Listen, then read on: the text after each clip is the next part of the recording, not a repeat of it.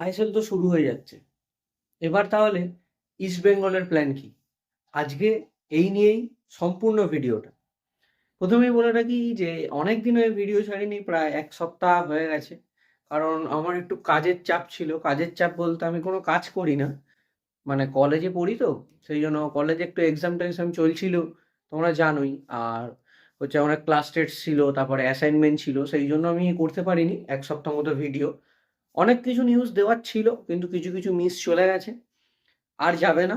এবার থেকে আমি রেগুলার ভিডিও ছাড়ছি, রেগুলার ভিডিও ছাড়বো তোমাদের জন্য। তো আজকের যে ভিডিওটা সেটা হচ্ছে ইস্ট বেঙ্গল, মানে আইএসএল তো চালু হয়ে যাচ্ছে, তাহলে ইস্ট বেঙ্গল কি করবে এবার? ইস্ট বেঙ্গল মানে কিভাবে তাদের স্কোয়াড সাজাবে, কি কি কিসের উপর নজর দেবে, সমস্ত কিছু কিন্তু রয়েছে আজকের ভিডিওতে। তাহলে ভিডিওটা শুরু কর। নমস্কার, আমি সৌম্য, আর তোমরা দেখছো তোমাদের প্রিয় YouTube channel the bomb striker. আজকে টোটাল আলোচনা ইস্ট বেঙ্গল স্কোয়াড কিভাবে আইএসএল নিয়ে, আইএসএল এ কিভাবে তারা তৈরি হচ্ছে, এই সমস্ত কিছু নিয়ে। আইএসএল নিয়ে যত কনফিউশন সমস্ত কিছু দূর, অবশেষে আইএসএল শুরু হচ্ছে। এখন সব থেকে বড় প্রশ্ন হচ্ছে যে ইস্ট বেঙ্গল এই আইএসএল এ কিভাবে তারা স্কোয়াড বিল্ড করছে, বা আইএসএল এ কিভাবে কিভাবে তারা মানে কি কি করবে, এবং এই সিজনে আইএসএ ইস্ট বেঙ্গল কি কি করতে চলেছে, সমস্ত কিছু আমি কিন্তু এইটার মধ্যে আমি পয়েন্ট লিখে নিয়েছি। তোমাদের যা যা বলতে হবে সমস্ত কিছু ডিটেলস রয়েছে, আর সমস্ত কিছু তোমাদেরকে বলবো। তাহলে চটপট ভিডিওটা শুরু করে নিই। প্রথমে আসছে হচ্ছে অবজেক্টিভে, যে ইস্ট বেঙ্গলের প্রাইমারি গোল কি। দেখো, সব টিমেরই তো আইএসএল খেলতে গেলে একটা তো প্রাইমারি গোল একটাই থাকে, সেটা হচ্ছে আইএসএল জেতা বা লিগ টপ করা। তো এবারে যেহেতু আমি যতদূর জানি যে আইএসএল মানে লিগ ফরম্যাটে যেটা হচ্ছে, অনেক টিমই খেলছে, আমি যতদূর জানি যে প্লে অফস হবে না, ডাইরেক্ট ফাইনাল হবে। 1 আর 2 নম্বরে যে থাকবে তারা দুজন ফাইনাল খেলবে, যে জিতবে সে আইএসএল কাপ পেয়ে যাবে, আমি যতদূর জানি। তো এবারে সেইটা থাকলেও আমি মানছি যে প্লে অফস হবে, সেমিফাইনাল হবে, সমস্ত কিছু হবে। যদি আমি চলি, তাহলে ইস্ট বেঙ্গলের প্রথম যেটা টার্গেট, প্রাইমারি গোল যেটা, সেটা হচ্ছে একটা রেসপেক্টেবল ফিনিশ। দেখো, তোমরা সবাই জানো, বা যারা যারা আইএসএল তোমরা ফলো করো সবাই জানো একটা কথা, যে ইস্ট বেঙ্গল কিন্তু দীর্ঘ মানে 2-3 বছর ধরে সেরকম ভাবে একটা ঠিক পয়েন্টস তালিকাতে একটা ভালো জায়গাতে একটা ফিনিশ করতে পারছে না। টপ 6-এর মধ্যে থাকছে না, যেটা বড় কথা। স্কোয়াড বিল্ড হচ্ছে, নতুন নতুন প্লেয়ার আসছে, সমস্ত কিছু মানছি, কিন্তু তারা একটা ভালো জায়গাতে কিন্তু ফিনিশ কিন্তু করতে পারছে না। তো এখন সব থেকে প্রথম যেটা টার্গেট, সেটা হচ্ছে একটা রেসপেক্টেবল জায়গাতে অন্তত ফিনিশ করা, অন্তত টপ 6 বা টপ 4-এ অন্তত একটা ফিনিশ করা, যাতে ফ্যান্সদের ভালো লাগে, বা যারা প্লেয়াররা খেলছে তারাও মোটিভেটেড হয়। নাহলে প্রতি বছর এরকম 10 নম্বরে শেষ, 9 নম্বরে শেষ করলে একটা টিমের স্ট্রাকচার থেকে মানে একটা মনোবলতা একটা ভেঙে পড়ে না, সেই জন্য।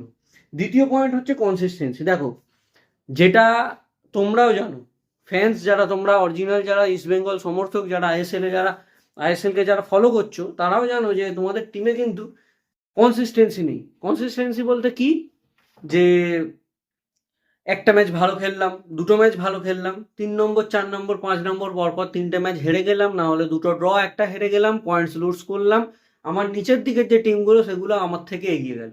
এটা কিন্তু ইস্ট বেঙ্গলের বড় বড় সমস্যা হচ্ছে দীর্ঘ 3টে সিজন ধরেই, এটা কিন্তু তোমরাও লক্ষ্য করেছো।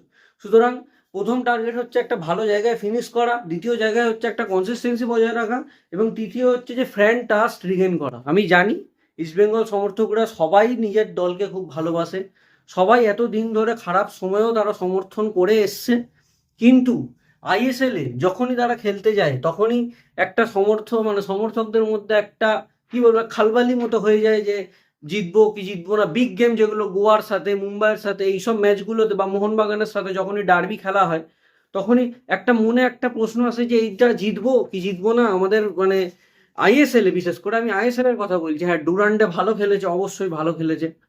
ডার্বির কথাই আমি বলছি, ডুরান্ডে জিতেছে, কিন্তু মেন ব্যাপারটা হচ্ছে যে যখনই আইএসএল এ খেলা হয়, কেন জানি না ইস্ট বেঙ্গলের টিমটা কি হয়ে যায়, তারা খেলতে পারে না ঠিক করে। তো এই 3টে মেন পয়েন্ট, যেটা প্রাইমারি টার্গেট যেটা আমি বললাম, সেইটা কিন্তু যে প্রথম একটা ভালো জায়গায় ফিনিশ করা, দ্বিতীয় হচ্ছে সব ম্যাচ মোটামুটি ভালো করা। আমাকে যে সব ম্যাচে মানে 5টা গোল করতে হবে, 4টে গোল করতে হবে এমন না। এমন অনেক ম্যাচ আসবে যেগুলো খুব টাইট বা ট্রিকি ম্যাচ হবে, মানে 1টা গোল বা 2টো গোলে হয়তো জিততে হবে।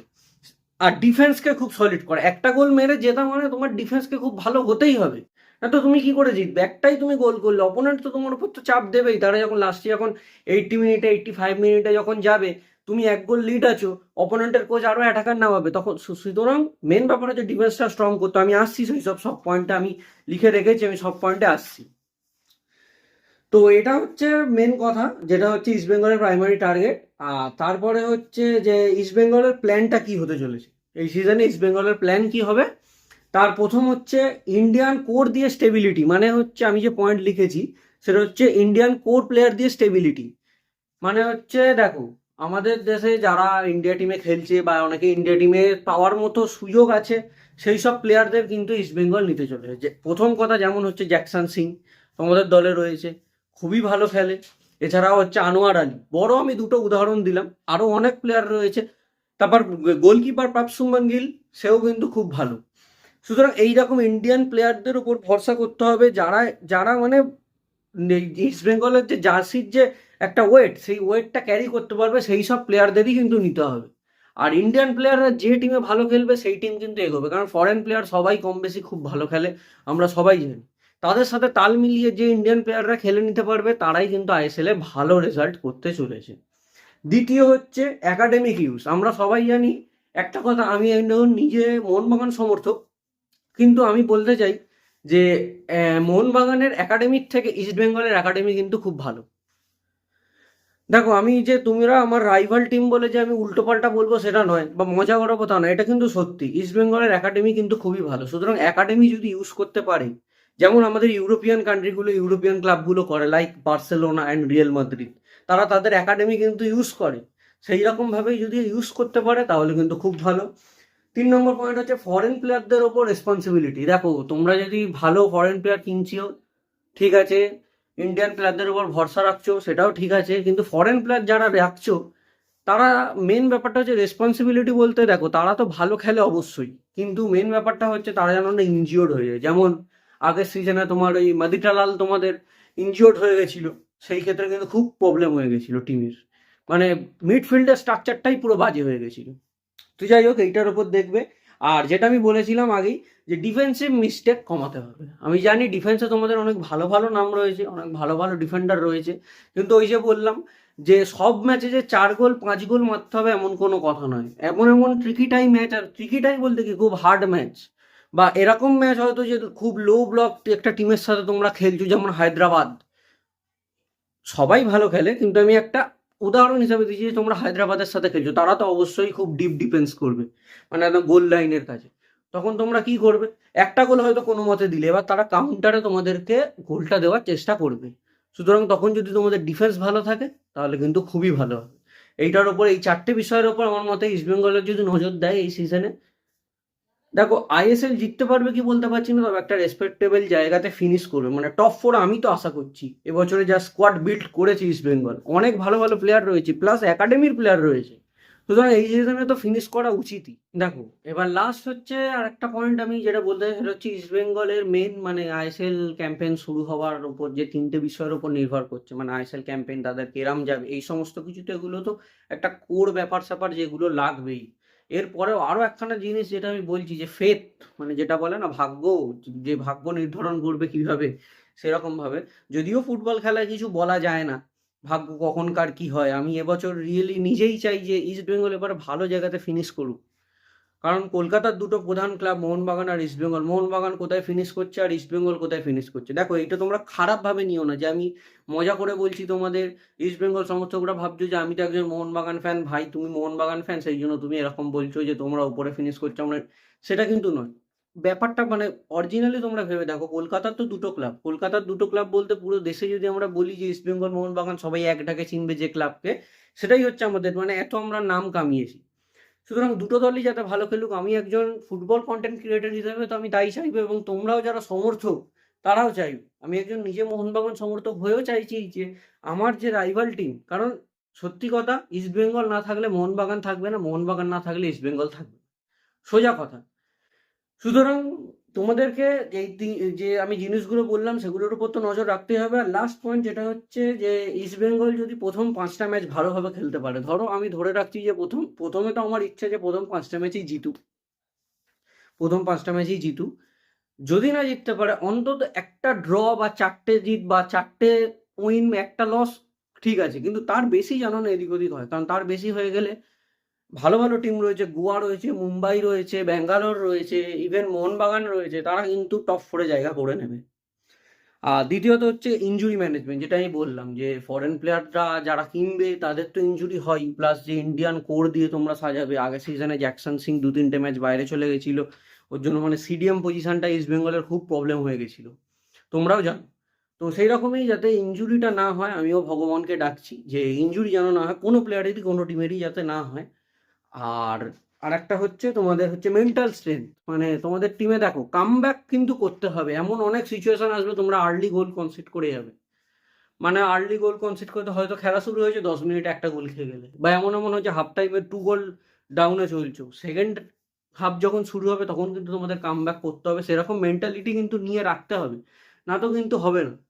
কোনো টিমকে জিততে গেলে বা কোনো টিমকে চ্যাম্পিয়ন হতে গেলে তাদের মেন্টালিটিটাই প্রথম, যে না আমি হারবো না, অন্তত যে ম্যাচটা আমার হারা আছে, মানে বুঝতে পারছি আমি 2 গোল খেয়ে গেছি, সেখান থেকে অন্তত এইটা চেষ্টা করবো যে যা হোক করে আমাকে ড্রটা করতে হবে, বা তার সমান সমান খেলা 90 মিনিটের মধ্যে আমাকে অন্তত 2-2 বা 1-1 করতে হবে, একটা গুড ফাইট দিতে হবে, তবেই না। তো ঠিক আছে, সব কিছুই হচ্ছে। আমি একটা কথা বলি যে আমার যেটা অনেস্ট রিভিউ, যেটা দেখে আমার মনে হলো, সেটা হচ্ছে যে আমার মনে হচ্ছে না যে এই সিজনে হয়তো ইস্টবেঙ্গল আইএসএল জেতার মতো, কিন্তু কম্পিট করার মতো কিন্তু ভালো টিম রয়েছে, এটা কিন্তু আমার অনেস্ট প্রেডিকশন। এবার জানি না, আমি নিজে চাই একজন মোহনবাগান সমর্থক হয়ে, তোমরাও কমেন্টে জানিও, আমি একজন নিজে মোহনবাগান সমর্থক হয়ে চাই যে ইস্টবেঙ্গল এবারের আইএসএল জিতুক, কোনো রকম হেড না, কোনো রকম খিল্লি না, একদম নিজের মন থেকে বলছি যে ইস্টবেঙ্গল এবার আইএসএল জিতুক একটা, তারাও একবার এএফসিতে খেলতে যাক, মানে এএফসি যেটা চ্যালেঞ্জ লিগ 2, তাতে খেলতে যাক, আমিও চাই। আর ঠিক আছে, তাহলে আজকে তো এতটাই, তোমাদেরকে সমস্ত কিছু বলে দিলাম যে কিভাবে কিভাবে ইস্টবেঙ্গল এগোবে, আইএসএল এ তাদের কি কি প্ল্যান হলে খুব ভালো হবে সমস্ত কিছু। তো তোমাদের কি কি মনে হয় তোমরা কমেন্টে জানিও, আর এরকম ইন্ডিয়ান ফুটবল রিলেটেড ভিডিও পাওয়ার জন্য আমার চ্যানেলটাকে সাবস্ক্রাইব করো, আর ভিডিওটা ভালো লাগলে লাইক করো। আর আমি চাইবো যে আরো নতুন নতুন রেগুলার একটু ভিডিও ছাড়ার জন্য, কারণ আমি তো কলেজে পড়ছি, তো এবার কলেজে এত চাপ দিচ্ছে, মানে পরীক্ষা এক্সাম এসে যাচ্ছে ক্লাস টেস্টের জন্য, প্লাস সেমিস্টার এক্সাম এসে যাচ্ছে, সেই জন্য আমি ভিডিওটা একটু ডিলে হয়ে যাচ্ছে, কিন্তু এবার থেকে আমি চেষ্টা করবো এই 1-2 সপ্তাহ রেগুলার ভিডিও করা। আর সামনে সবার সরস্বতী পুজো আসছে, তো সরস্বতী পুজোর জন্য সবাইকে শুভেচ্ছা, সবাই ভালোভাবে সরস্বতী মায়ের কাছে প্রার্থনা করো, সবাই চাও যে নিজের টিম যাতে ভালো খেলে, আর কি বলবো। তো সবাই আনন্দ করো, সরস্বতী পুজোটা ভালোভাবে কাটিও, আর দেখা হচ্ছে পরবর্তী ভিডিওতে। আজ এই পর্যন্তই। জয় হিন্দ।